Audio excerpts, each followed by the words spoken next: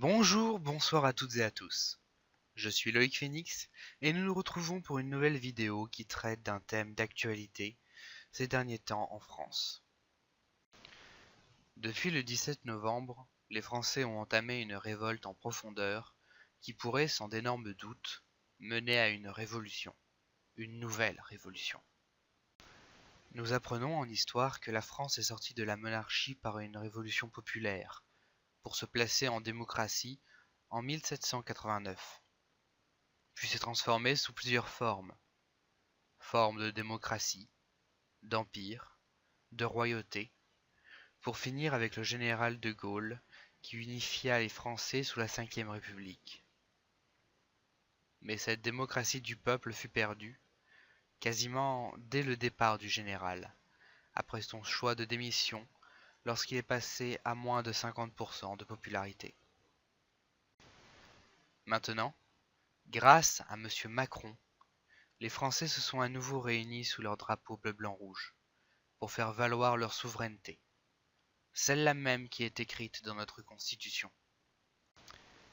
Alors, pour réussir à faire en sorte que la page puisse se tourner et ouvrir sur une nouvelle page vierge, pour pouvoir écrire l'avenir de la France, il faut que dès maintenant, nous nous mettions à réfléchir, nous, Français, à comment nous voulons faire vivre notre politique après la vague jaune.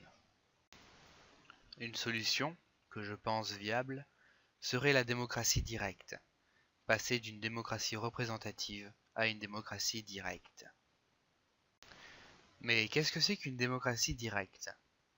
Eh bien, une démocratie directe, c'est une démocratie étymologiquement juste, que le pouvoir soit entre les mains du peuple.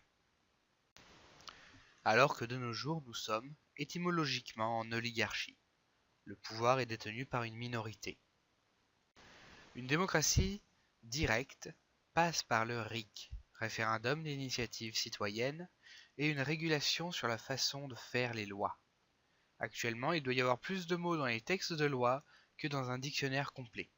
Il faut donc les simplifier, non pas dans le sens, mais dans la forme, et limiter le nombre de caractères pour le corps du texte de loi, et leur durée de vie, avant de les refaire à nouveau vérifier par le peuple lors d'un référendum. Cela permettrait d'avoir des lois que tout le monde peut connaître et surtout comprendre. Ainsi, éviter les tentatives de couverture législative qu'obtiennent certains lobbies ou grandes marques, par coup de pot de vin aux politiques, ou le camouflage récent des coups de poignard donnés aux Français en leur promettant du pouvoir d'achat, tout en leur enlevant leurs conditions de vie par les aides aux hôpitaux, à la police ou autres. La destruction des arts, également par le retrait des aides.